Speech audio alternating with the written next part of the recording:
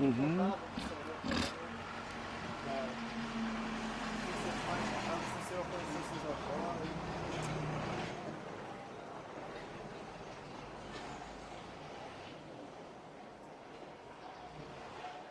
Vamos lá então, José? Vamos à luta.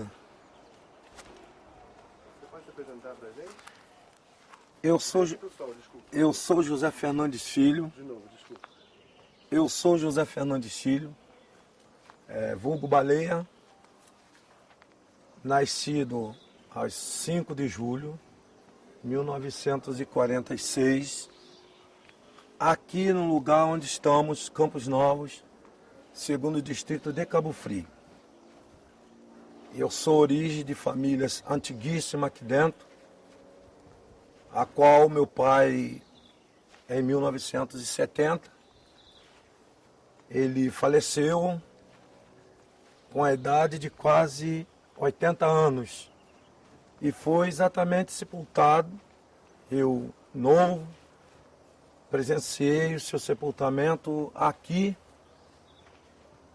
no cemitério aqui, no fundo dessa fazenda, em direção onde estamos indo. E recordo-me durante um período de 50 anos, quando era novo, eu com uns 10 anos de idade, de muitas coisas que hoje já não existe mais aqui nesse local. A ponto que me traz até saudade que essas coisas viessem ser a nós devolvidas, como eu assim conheci,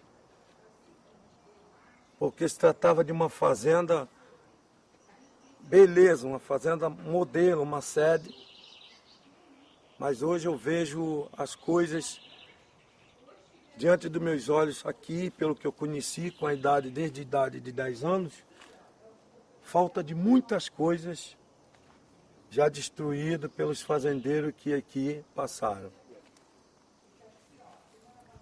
E eu espero ainda que mesmo com a minha velhice, que sei que eu vou chegar, ainda contemplar muitas das coisas que foram destruídas, serem retornadas em seus devidos lugares.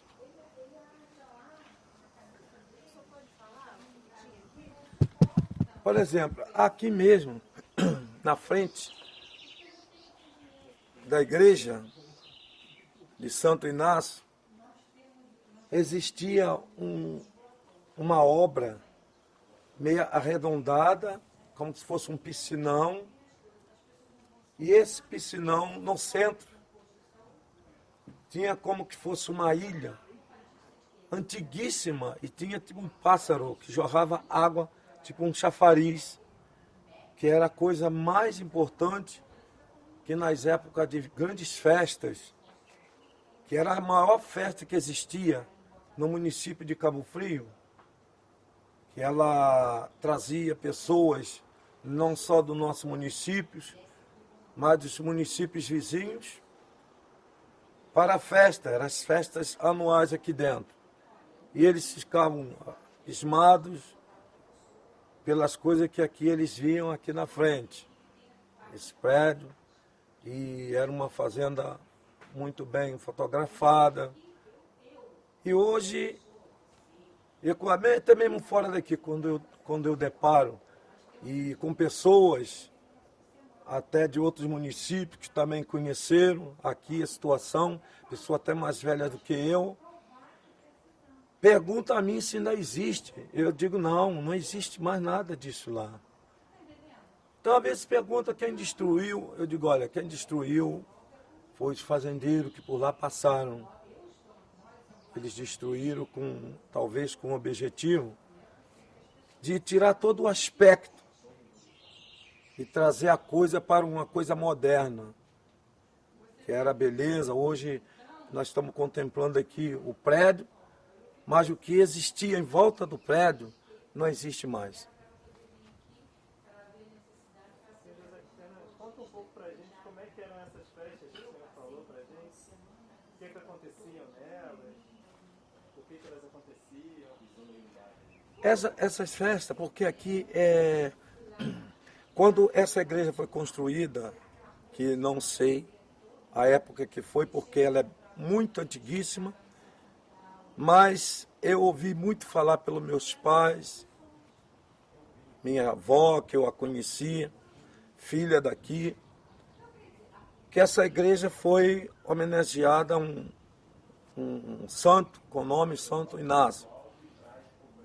E todo ano ela tinha uma festa importante. Inclusive, eu em garoto, eu com meu tio que tinha uma bandeira enorme aqui, ele saía com meu tio, ele com a bandeira e um tambor em toda a região aqui do 2º distrito, anunciando a festa para a devida data e arrecadando gratuitamente donativos para a ajuda das festas. E eram 3 dias de festas aqui, muito importantes, que nem se compara com as festas que são feitas hoje. Que as festas atuais que têm saído aqui, elas têm sido boas. Mas, em relação ao número de pessoas que vinha na época que era feita a festa da forma no passado, hoje não soma nem a metade das famílias que vinham. Que existia uma simplicidade, não existia violência, existia mais assim um interesse mesmo de vir para se divertir. Vendo? E eu espero que ainda as coisas voltem aos seus devidos lugares aqui. Senhor José Fernandes, essas festas aconteciam quando? Tinha data para acontecer? No mês de julho. No mês de julho de cada ano. Elas não falhavam por quê? Porque ela era inteiramente diferente do que eu vejo. Que elas funcionam hoje, mas elas funcionam diferente. Porque as festas naquela época, elas funcionavam da seguinte forma. Era separada uma equipe de pessoas da terra mesmo, do distrito, para comandar e coordenar a situação das festas. Que eram festeiros, festeira. E era uma equipe, uma diretoria de pessoas daqui mesmo que coordenavam.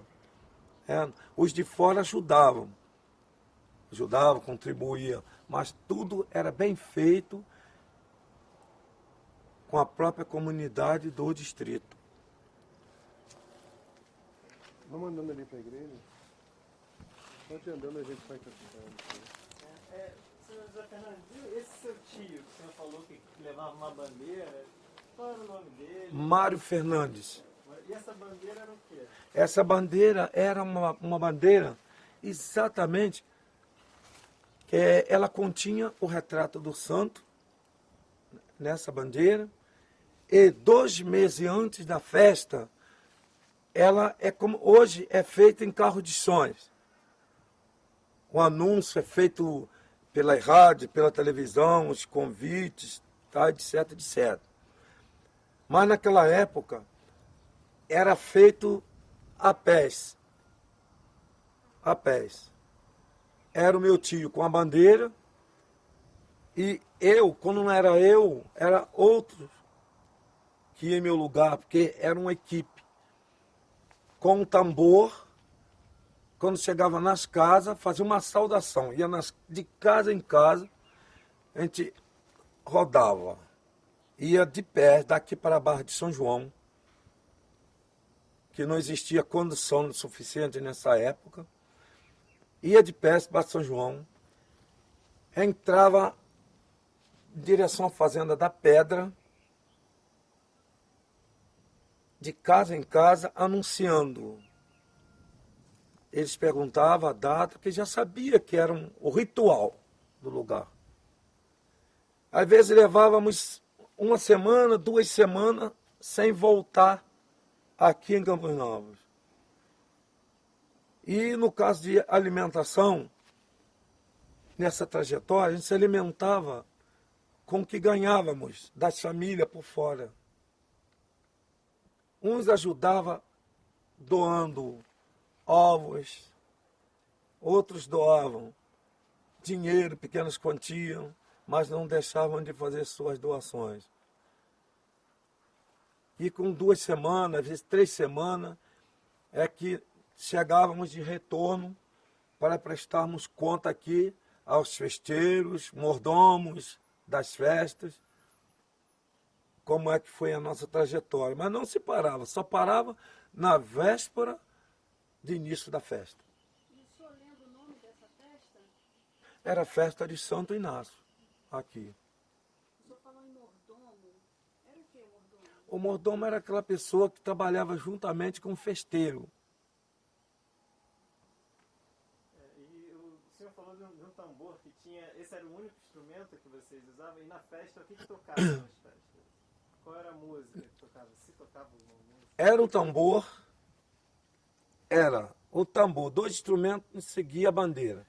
Era o tambor e uma sanfona que na época tinha um nome de cabeça de gato. Uma sanfoninha de cabeça de gato. E quando chegávamos nas casas, existia um ritual, cerimônia que fazíamos, a saudação, pedíamos licença, entrava para dentro. Então o meu tio cantava 1 ou 2 versos, vocalmente, e a sanfona e o surdo faziam acompanhamento, e ali era despedida, a gente já saía para outro lugar. O senhor lembra como era esse gesto? Não lembro mais não, não lembro mais não. Quem tocava sanfona? Quem trocava sanfona, às vezes, era o meu pai. Era meu pai. Quando não era meu pai, era um dos meus irmãos mais velhos. E a sanfona era do seu pai? Era do meu pai. Era do meu pai. E ele só tocava sanfona. Quando é que ele tocava sanfona? Só nas festas ou tinha outros? Ele tocava em casa também? Se você lembra de alguma coisa? Lembro. Olha, o meu pai, ele era um dos sanfoneiros na região aqui. Ele era um dos sanfoneiros na região. Até porque era o instrumento que existia. Não existia teclado, não existia acordeon de grande porte. Então só existia a sanfona de 2 baixos, 4 baixos, 8 baixos, aí veio 12 baixos, 16 baixos, 24 baixos, 36 baixos, 48 baixos, aí veio 80 baixos, que é já acordeon, que se vê na mão dos artistas hoje, e 220 baixos, que era exatamente uma das acordeões de o artista Luiz Gonzaga. E toda a sua família sempre participou das festas? Sempre participaram da festa. Toda. Seus avós também? Essa sanfona era de quantos baixos? Você lembra? 8 baixos. De 8 baixos? 8 baixos. 8 baixos. Inclusive o meu sogro, que hoje também é falecido, que morava ali na bairro da Rasa, ele possuía uma, 8 baixos, que é tio do Luiz de Souza, que também faz parte dessa família. O senhor sabe cantar algum verso desses que cantavam antigamente ou não? Ah, não lembro mais não. Lembra mais não? Não é mais não. E o que os avós do senhor contavam sobre a fazenda? O que o senhor lembra que eles diziam? Uma história antiga? Olha, eu tinha uma tia que hoje falecida há muitos anos, por nome emerenciana, que era conhecida como Xana. Inclusive, eu não sei até porque a Globo não teve interesse, não sei, em levar essa cláusula tão importante mais um pouco à frente. Que talvez se a Globo tivesse um melhor interesse, teria a coisa hoje aqui na região, aqui principalmente na zona rural, muito diferente do que se vê hoje. Porque eu não vi mais pessoas da própria família dela, viu? Falou comigo que ela foi entrevistada na época, como eu estou sendo acolhido hoje para dar algumas declarações, que ela também, que nessa época ela já estava caminhando para os seus 100 anos, viu? Ela foi entrevistada pela Globo. Que logo depois, pouquíssimos anos, que ela foi entrevistada pela Globo, ela faleceu com 102 anos. Ela deve ter falado algo muito importante que ela conheceu. Ela, a origem, segundo isso que ela falava em vida. Eu, garoto, mas eu vi muitas vezes ela falar que ela foi feitora de escravo aqui nessa fazenda Campo Nova. Que a feitora quer dizer, é o nome, mas claro, é encarregado de turma dos escravos. Você sabe quando ela faleceu? Você se lembra? Recordo não. O ano, data, não sei não.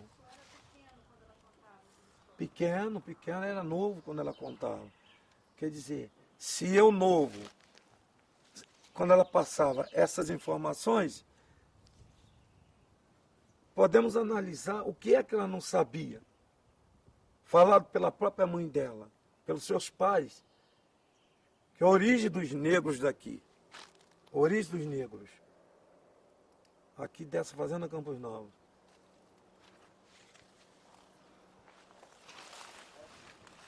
Você chegou a conhecer seus avós? Minha avó conheci. Só uma avó. A minha avó por parte de pai, Por parte de mãe, não. não. O senhor, ela sempre morou aqui? Sempre morou, Sempre morou? sempre morou. A origem daqui. Ela te contava alguma coisa? Como é que era? Ela contava esses mesmos dados. Uma coisa que é sua tia. Mesma coisa, porque a minha avó, ela era, minha avó por parte de pai, ela era exatamente, ela equiparava a idade da velha Xana com a Adriana, que ambas eram primas. Ambas eram primas, uma da outra. Antiguíssima daqui de dentro. Tem alguma outra festa que acontecia aqui, seu Zé, que eu lembro? Não. Durante a década de 10 anos de idade, que eu passei a me entender. Aqui dentro, eu já com 10 anos já sabia tudo, já tinha noção de tudo. Que eu estou passando aqui, nessa entrevista, são fatos quando eu já tinha 10 anos de idade para cá. O senhor morava aqui? Já morava, não, eu morava aqui na área, pertinho aqui, a menos de 2 quilômetros da onde os meus pais moravam, eu estava junto com eles. E vocês trabalhavam aqui na fazenda? Como era? Trabalhava aqui na fazenda. Trabalhava aqui na fazenda. Eles, eu, meu pai e os meus irmãos mais velhos trabalhavam. Eu não trabalhava não porque eu era novo na época. Mas depois, com os dados do crescimento, aí eu passei a contribuir também trabalhando aqui dentro. O senhor contou pra gente como é que funcionava isso quando você era criança. Eu queria que você contasse pra gente de novo como é que era isso, que o senhor nasceu aqui. Olha, durante a minha memória e recordação, eu conheci aqui dentro correio, posto médico aqui dentro, funcionando, serraria, oficina mecânica, funcionando aqui dentro. Escola, eu cheguei, era novinho, mas ainda alcancei escola aqui dentro. Eu não cheguei a estudar, porque naquela época, hoje existe uma exigência na lei de um limite de idade obrigatório para que seus pais coloquem seus filhos na escola. Mas naquela época não. Mas os meus irmãos mais velhos, eles estudaram aqui na escola. Não existia Francisca Nazarete de Souza, que hoje está funcionando muito bem, graças a Deus. A escola única que atendia a comunidade da Rasa, que não tinha também escola na Rasa, era aqui dentro, que funcionava, aqui dentro da Fazenda Campo Nova. E como é que era o sistema de trabalho aqui? Vocês tinham uma terra?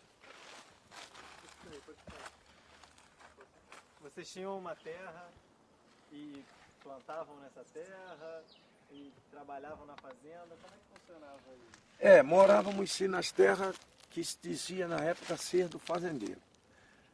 Mas só que morávamos com condições. Não se podia estender, meus pais não podiam se estender em plantar o que quisesse. E também não podia morar de graça.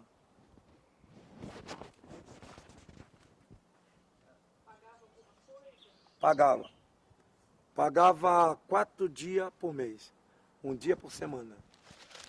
1 dia por semana. E eu crescendo, às vezes meu pai, ele, porque tinha que sair para trabalhar até em outro lugar, na zona rural mesmo, cortando madeira, eu, porque era livre, podia trabalhar cortando madeira, porque só da lavoura não dava para sustentar 10 filhos. E acumulava arrendamento, 4 dias por mês, às vezes acumulava 3 meses de dívida de arrendamento. Então totalizava isto 12 dias. Isto quando não caía no mês de 5 semanas. Mas quando caía no mês de 5 semanas, tinha que existir o cumprimento, era 5, era 5. Então, quando meu pai disse, vamos pagar, então aí às vezes vinha eu e mais 3 irmãos, mais 2, 3 irmãos junto com meu pai, só naquele dia pagávamos 1 mês. Pagávamos 1 mês. Aí voltava já na outra semana, juntamente conjunto, pagava mais 1 mês só em 1 dia, para poder não ficar atrasado. Porque se ficasse atrasado, correria um risco tremendo, que era jogado para fora de qualquer maneira, porque naquela época as casas eram até queimadas a fogo. Porque quase ninguém tinha a casa de telha. Era mais casa não tinha casa de alvenaria, cerâmica nenhuma. A casa era de estuque, barro e sapé. Cobertura de sapé. Essa era a cobertura das casas.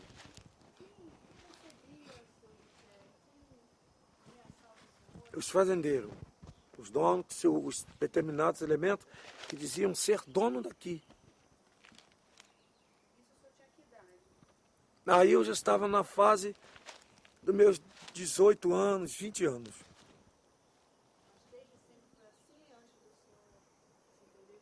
Não, sempre foi.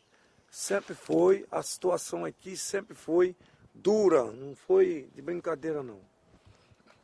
Tinham muitas famílias aqui? Quantas famílias? Não. Na época, as famílias eram reduzidas. As famílias que se dizia aqui, exatamente, aí que vem a realidade da originalidade da coisa. As famílias existentes aqui se contava os lugares que tinha família, e só negros. E só negros que existia aqui. Por exemplo, Campos Novos existia família original que era 90%, pouquíssima. Só, José, rapidinho. O microfone parece que caiu. Sim. O que é isso aqui? Da igreja?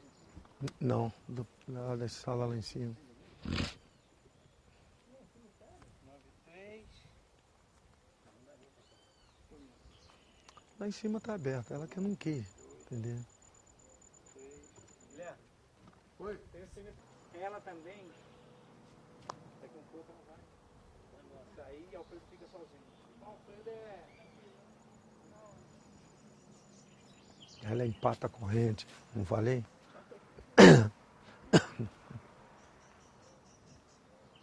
Não fui eu que dei! Agora, fazendo a tua Pois é, César. Retomando aquela história agora Dos negros. das famílias que moravam aqui. Vamos a esse assunto. Bem, na época, as famílias aqui eram muito poucas. Muito poucas. Que, inclusive, na época do Antônio Paterno Castelo, que foi um dos primeiros donos que eu conheci aqui, isto lá, quando eu nasci, já achei ele aqui, ele somava o total de Angelim, Botafogo, São Jacinto e Garguá, eram 36 somente, 36 famílias que existia aqui. Mas só negros. Só a família dos negros. Aqui, branco aqui, não se existia branco aqui. Era só 36 famílias que moravam nas terras pertencentes à Fazenda Campos Novos. 36 famílias. E hoje se tornou uma China aqui dentro. Viu? Se tornou. Então era uma situação delicadíssima. Delicadíssima. E até porque aquela época, eu recordo pelo que vejo hoje, na nossa atualidade, que já começava ali aqueles negócios ali dos coronéis, do lado mais forte. Então, eu posso dizer nós, da época, porque eu já pertencia a uma família. Então, nós não tínhamos aonde se apegar. Tínhamos que aceitar todas as posições exigidas pelo fazendeiro. Os seus avós falavam, seu José, por que só tinham negros aqui? Olha, eles não falavam declaradamente não, por que só tinha negro. Mas depois, com o passar dos tempos, é que eles começaram a abrir a origem do que se vê hoje, a origem. Porque há 50 anos atrás, a coisa era muito diferente. Até mesmo em termos da população do nosso país, há 50 anos atrás, talvez não fosse nem um quarto do que tem hoje. Se não era talvez nem um quarto do que tem hoje. Há 60 anos atrás, não era nem um quarto do que tem hoje. Então, analisa-se bem como que era a situação dos estados, em termos de população, e como que era, em sua totalidade, os municípios e os distritos. Então, naquela época, quem estava, estava. Quem estava, estava. E hoje tem no nosso meio, os mais claros, os morenos, mas é derivado de negros, porque eles foram se mestiçando.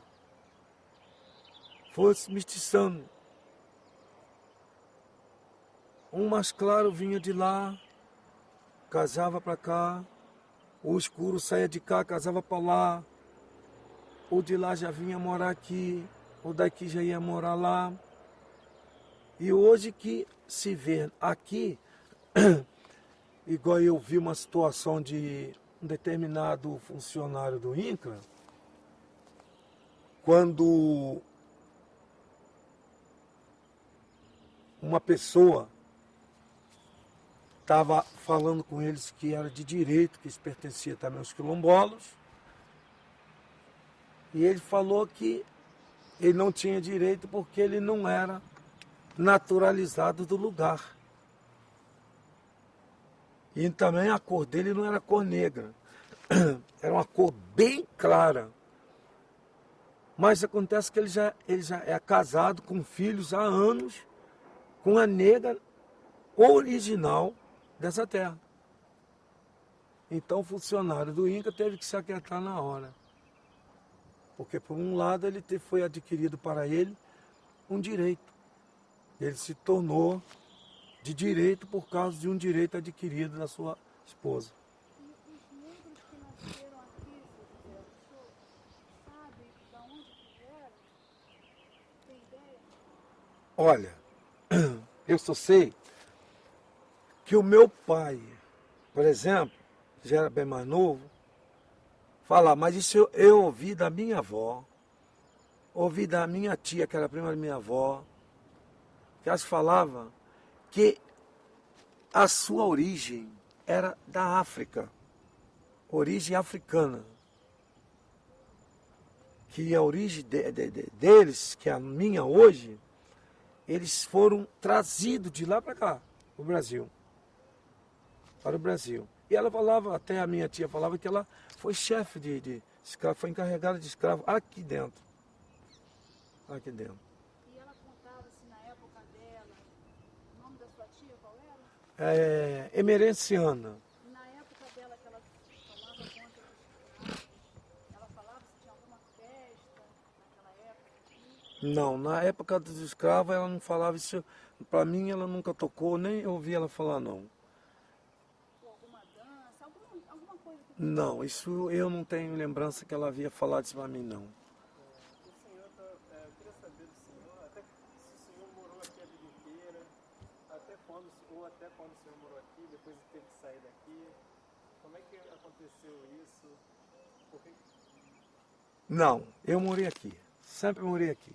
sempre morou no Rio Grande do Sul? Sempre morei aqui. Eu só saí daqui quando casei.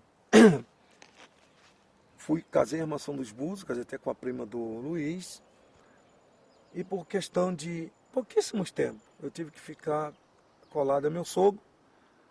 Mas imediatamente eu retornei para aqui, fiz um barraco de estuque junto com meus pais e vim embora para aqui que estou até hoje.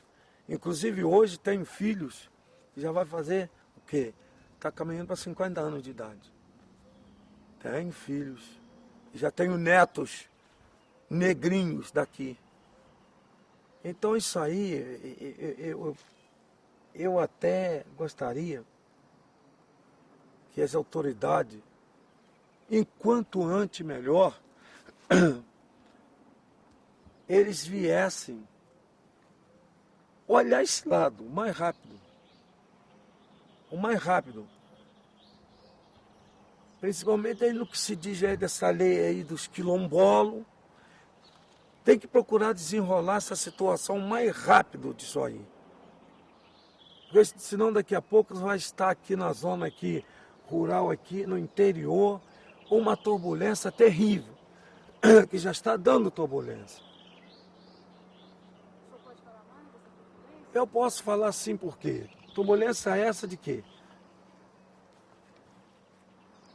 A situação da terra dos quilombolos e a desapropriação que o INCRA fez.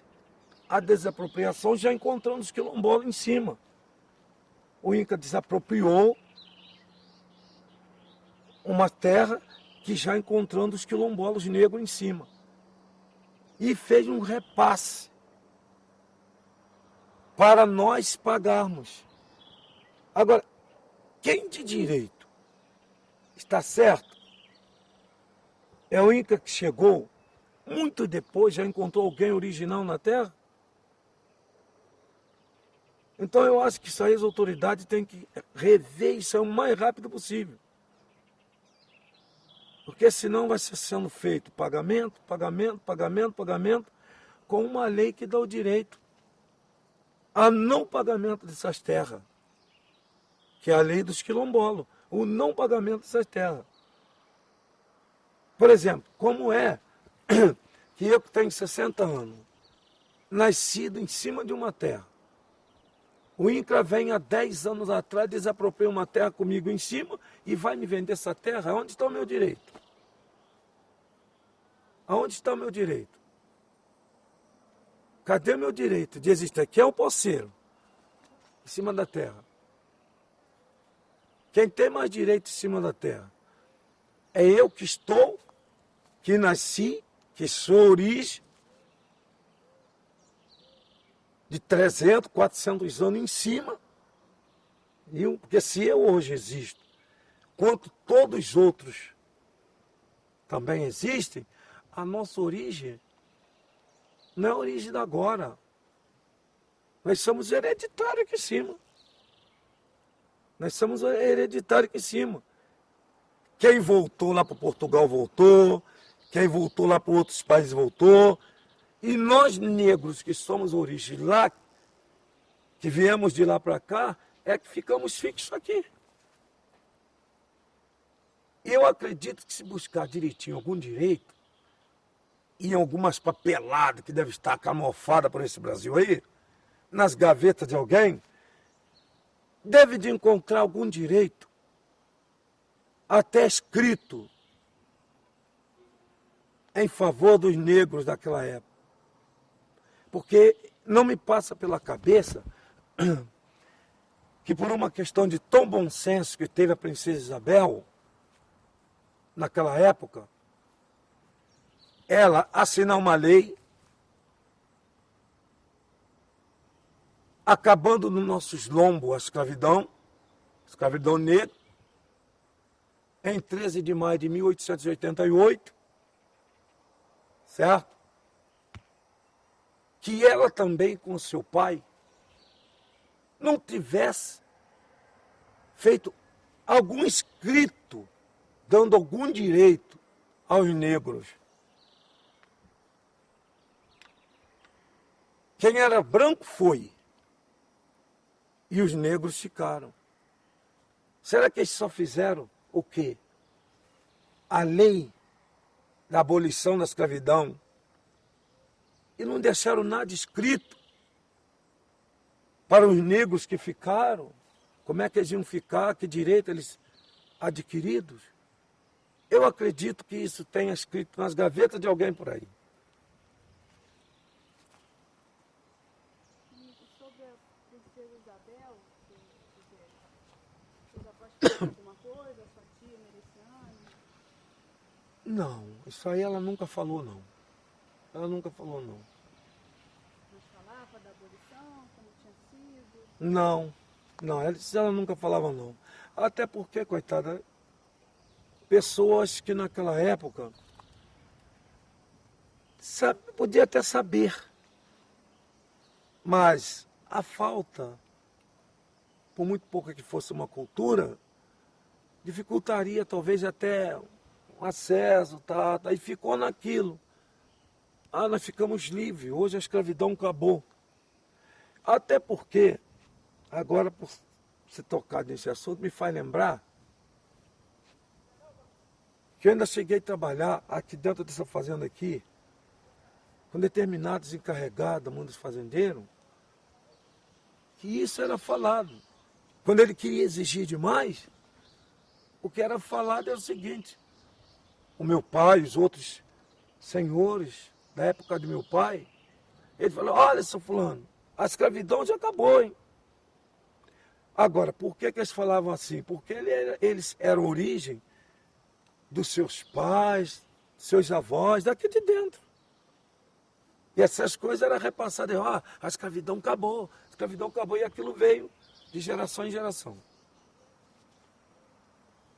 Voltando às festas, seu José, tinha algum ensaio para os tambores? Claro que tinha. Claro que tinha. Antes só, desculpe, deixa eu só trocar a fita.